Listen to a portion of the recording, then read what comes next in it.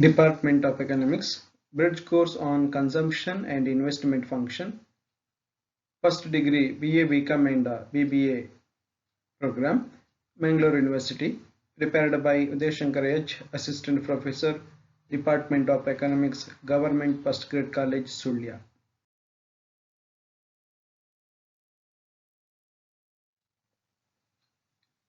Dear friends, today we will discuss about one of the very important topic in economics, that is nothing but consumption and investment function.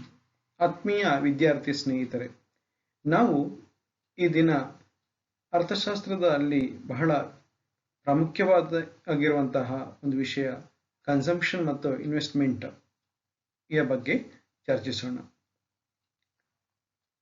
Consumption ಆರಂಭದಲ್ಲಿ ಬರುವಂತಹ ವಿಷಯ ಆಗಿದೆ. According to Keynes, consumption function or propensity to consume is the most important determinants of effective demand. If consumption function is low, income, employment and output will be less as a result of lack of effective demand. Though the concept of consumption function was used by Malthus and some other economists, the credit of having provided a clear picture to it. Consumption function or propensity to consume expresses the amount of total income spent on consumption at different levels of income. Thus, this concept implies functional relationship between consumption and income. In total, the concept of consumption function or propensity to consume indicates the amount of money spent on consumption out of the net income. The relationship between consumption and income can be expressed through the formulas like C equal to function of Y. So, ಅದರಿಂದಾಗಿ ಸ್ನೇಹಿತರೆ, consumption ಎನ್ನುವಂಥದ್ದು ನಮ್ಮ ಆದಾಯವನ್ನು ಹೊಂದಿಕೊಂಡಿರುವಂತಹ ವಿಷಯ ಅಂತ ನಾವು ತಿಳಿಬೇಕಾಗುತ್ತೆ. ನಮ್ಮ ಆದಾಯ ಹೆಚ್ಚಾದಾಗ ಕನ್ಸಂಪ್ಷನ್ ಜಾಸ್ತಿ ಆಗುತ್ತೆ, ನಮ್ಮ ಆದಾಯ ಕಡಿಮೆ ಆದಾಗ ಕನ್ಸಂಪ್ಷನ್ ಕಡಿಮೆ ಆಗುತ್ತೆ ಅಂತ ನೀವು ತಿಳಿಬೇಕಾಗುತ್ತೆ. Consumption function is a macroeconomic tools used by Keynes to show functional relationship between income and consumption. ಇಲ್ಲಿ ಮುಖ್ಯವಾಗಿ ನಾವು ಗಮನಿಸಬೇಕಾಗಿರುವಂತದ್ದು ಅವರೇಜ್ ಪ್ರೊಪೆನ್ಸಿಟಿ ಟು ಕನ್ಸ್ಯೂಮ್ ಮತ್ತು ಮಾರ್ಜಿನಲ್ ಪ್ರೊಪೆನ್ಸಿಟಿ ಟು ಕನ್ಸ್ಯೂಮ್ ಎನ್ನುವಂತಹ ಎರಡು ಕಾನ್ಸೆಪ್ಟ್. ಅವರೇಜ್ ಅಂದ್ರೆ ಸರಾಸರಿ, ಮಾರ್ಜಿನ್ ಅಂದ್ರೆ ಸೀಮಂತ.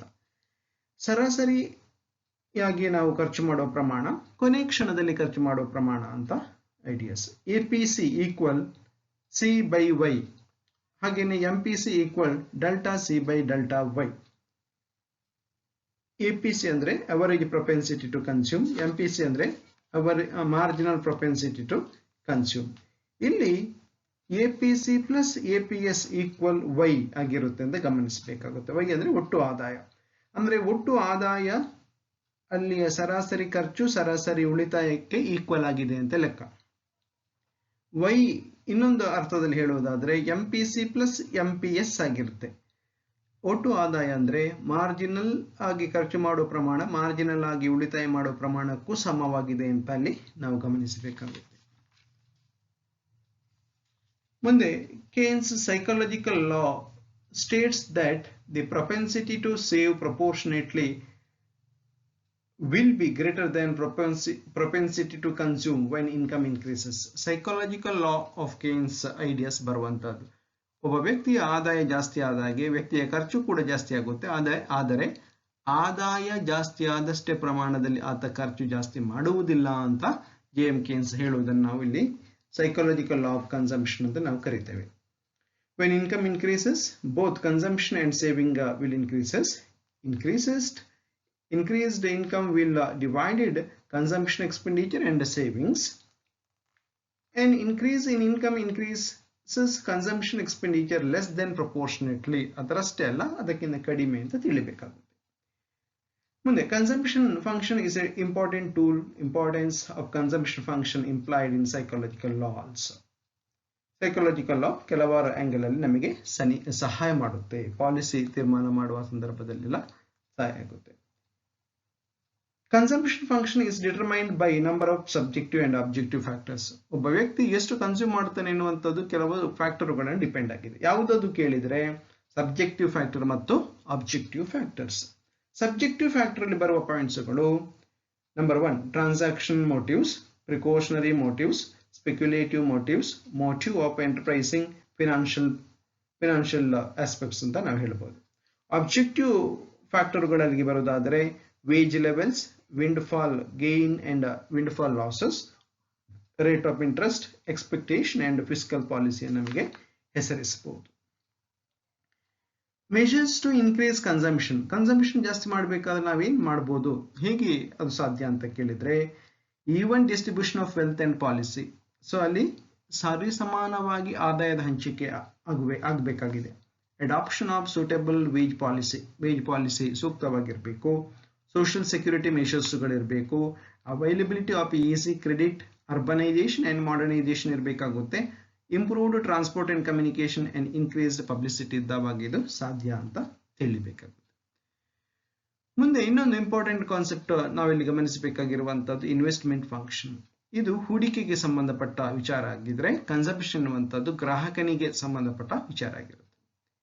ಇಲ್ಲಿ ಹೂಡಿಕೆ ಹೀಗೆ ಯಾವ ಸಂದರ್ಭದಲ್ಲಿ ಮಾಡ್ತಾರೆ ಅಂತ ಹೇಳ್ಕೊಂಡು ಇಲ್ಲಿ ಮುಖ್ಯವಾಗಿ ಆಟೋನಮಸ್ ಇನ್ವೆಸ್ಟ್ಮೆಂಟ್ ಮತ್ತು ಇಂಡ್ಯೂಸ್ಡ್ ಇನ್ವೆಸ್ಟ್ಮೆಂಟ್ ಅಂತ ಹೇಳ್ಕೊಂಡು ಎರಡು ಹೆಸರಿಸ್ತಾರೆ. Investment done for welfare of the people, public works ಗೆ ಮಾಡುವಂತ ಇನ್ವೆಸ್ಟ್ಮೆಂಟ್ ಆಗಿರ್ಬೋದು. ಆಮೇಲೆ ಈ ಇನ್ವೆಸ್ಟ್ಮೆಂಟ್ ಅನ್ನು ಎರಡು ಫ್ಯಾಕ್ಟರ್ಗಳು ನಿರ್ಧರಿಸುತ್ತೆ. ಯಾವುದದು ಕೇಳಿದ್ರೆ number 1 marginal efficiency of capital, number 2 rate of interest ಆಗಿರುತ್ತೆ. Marginal efficiency of capital refers to the productivity of capital. Several factor determines MEC or marginal efficiency of capital. ಯಾವ ಫ್ಯಾಕ್ಟರ್ ನಿರ್ಧರಿಸುತ್ತೆ ಕೇಳಿದ್ರೆ ಮುಖ್ಯವಾಗಿ ಅಲ್ಲಿ ಎರಡು ವಿಂಗಡಣೆ ಮಾಡ್ಕೊಳ್ತೇವೆ. ಒಂದು ಎಂಡೋಜಿನಸ್ ಫ್ಯಾಕ್ಟರ್ಸ್, ಇನ್ನೊಂದು ಎಕ್ಸೋಜಿನಸ್ ಫ್ಯಾಕ್ಟರ್ಸ್. ಎಂಡೋಜಿನಸ್ ಫ್ಯಾಕ್ಟರ್ಸ್ಗಳಲ್ಲಿ ಮುಖ್ಯವಾಗಿ nature of demand, changes in income, changes in liquid assets, capital stock and expectation.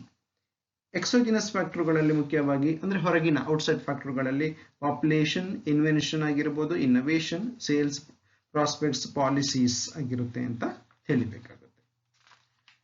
ಹಾಗೇನೆ rate of interest is another determinants of MEC. ಬಡ್ಡಿ ದರ ಕೂಡ MEC ಅನ್ನು ನಿರ್ಧರಿಸುತ್ತೆ. Interest is the remuneration for parting with liquidity. Demand for money and it's supply determine the rate of interest. Demand for money ಮತ್ತು supply, ಬೇಡಿಕೆ ಪೂರೈಕೆ ನಿರ್ಧರಿಸುತ್ತೆ.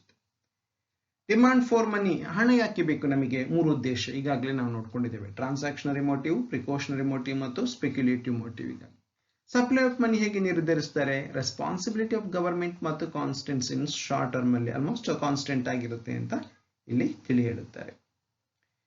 Measures need to taken increase in investment ಜಾಸ್ತಿ ಆಗಬೇಕಾದ್ರೆ ಏನೆಲ್ಲ ಮಾಡಬೇಕಾಗಾದ್ರೆ reducing the taxes, tax ಕಡಿಮೆ ಮಾಡಬೇಕಾಗುತ್ತೆ. Reducing the interest rate, ಬಡ್ಡಿ ದರ, ಪ್ರೈಸ್ ಸ್ಟೆಬಿಲಿಟಿ ಇರಬೇಕು. ಎನ್ಕರೇಜಿಂಗ್ ಕಾಂಪಿಟೇಷನ್, ಪ್ರಮೋಷನ್ ಅಂತ ರಿಸರ್ಚ್ ಮಾಡಿದವಾಗ ಇದು ಸಾಧ್ಯ ಅಂತ ತಿಳಿಬೇಕಾಗುತ್ತೆ. ಮುಂದೆ ಕೊನೆಯದಾಗಿ ಮಲ್ಟಿಪ್ಲೈಯರ್ ಬಗ್ಗೆ ಹೇಳ್ತಾರೆ. Multiplier shows impact of initial investment on ultimate income. ಆರಂಭದ ಹೂಡಿಕೆ ಮತ್ತು ಹೂಡಿಕೆಯ ತದನಂತರದಲ್ಲಿ ಸಿಗುವಂತ ರಿಟರ್ನ್ ಆಗಿ ಸಿಗುವಂತ ಇನ್ಕಮ್ ಅನ್ನು ನಾವಿಲ್ಲಿ ಗಮನಿಸಬಹುದು. ಅಂದ್ರೆ ಮಲ್ಟಿಪ್ಲೈಯರ್ ಮತ್ತು ಆಕ್ಸಲರೇಟರ್ ಅಂತ ಹೇಳ್ಕೊಂಡು ಎರಡು ಕಾನ್ಸೆಪ್ಟ್. ಮಲ್ಟಿಪ್ಲೈಯರ್ ಆರಂಭದಲ್ಲಿ ಹೂಡಿಕೆಗೆ ಸಿಗುವಂತ ರಿಟರ್ನ್ ಅನ್ನು ಮಲ್ಟಿಪ್ಲೈಯರ್ ಅಂತ ಹೇಳಿದ್ರೆ, ಆಮೇಲೆ ಬಂದಂತ ರಿಟರ್ನ್ ಅನ್ನು ಪುನಃ ಹೂಡಿಕೆ ಮಾಡಿದಾಗ ಸಿಗುವಂತದ್ದು ರಿಟರ್ನ್ಗಳನ್ನು ನಾವು ಆಕ್ಸಲರೇಟರ್ ಅಂತ ಹೇಳ್ಬೋದು. ಅಂದ್ರೆ ಹೂಡಿಕೆಯ ಸಂಬಂಧಪಟ್ಟು ಕನ್ಸಂಪ್ಷನ್ ಜಾಸ್ತಿ ಆಗಿ ಆ ಕನ್ಸಂಪ್ಷನ್ ಜಾಸ್ತಿ ಆದ ಪರಿಣಾಮದಲ್ಲಿ ಆದಾಯ ಜಾಸ್ತಿ ಆದನ್ನು ಪುನಃ ಹೂಡಿಕೆ ಮಾಡಿದಾಗ ಸಿಗೋದು ಆಕ್ಸಲರೇಟರ್ ಆಗಿರುತ್ತೆ.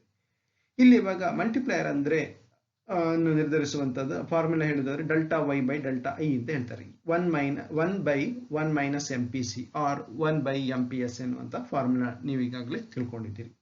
ಡಿಟರ್ಮಿನೆಂಟ್ಸ್ ಆಫ್ ಮಲ್ಟಿಪ್ಲೈಯರ್ ಯಾವುದೆಲ್ಲ ನಿರ್ಧರಿಸುತ್ತೆ ಅಂತ ಕೇಳಿದ್ರೆ money income, distribution of income and wealth, price of wage levels, changes in consumption pattern, windfall gains and losses, future expectations, liquidity preference, social insurance ಮತ್ತು rate of interest ಮಲ್ಟಿಪ್ಲೈಯರ್ ಅನ್ನು ನಿರ್ಧರಿಸುತ್ತೆ ಅಂತ ತಿಳಿಬೇಕಾಗುತ್ತೆ.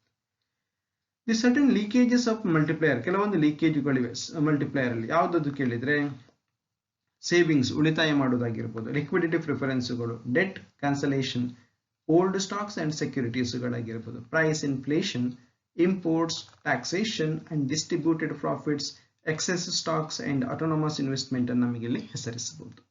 Limitations of multiplier ಗೆ ಸಂಬಂಧಪಟ್ಟು ಹೇಳುವುದಾದ್ರೆ does not describe behaviour pattern, ಇದು behaviour ಹೇಳುವುದಿಲ್ಲ. Alternative to MPC ಬಗ್ಗೆ ಇಲ್ಲ. irrelevant concept and false assumption and not a casual factors ಅಂತ ಇಲ್ಲಿ ಹೇಳ್ತಾರೆ. Multiplier is a tool with several uses. ಹಾಗಾದ್ರೆ ಇದರ ಉಪಯೋಗ ಏನು ಮಲ್ಟಿಪ್ಲೈಯರ್ ಅಂತ ಕೇಳಿದ್ರೆ highlights the importance of investment ಬಗ್ಗೆ ಹೇಳುತ್ತೆ. Highlights the phases of business cycle phases ಬಗ್ಗೆ ಹೇಳುತ್ತೆ. Suggest measures to control instability, helps to bring equality, helps to formulate policies. The accelerator shows the relationship between changes in consumption and resultant changes in investment ಆಗಿರುತ್ತೆ ಅಂತ ನಾವಿಲ್ಲಿ ಹೇಳಬೇಕಾಗುತ್ತೆ.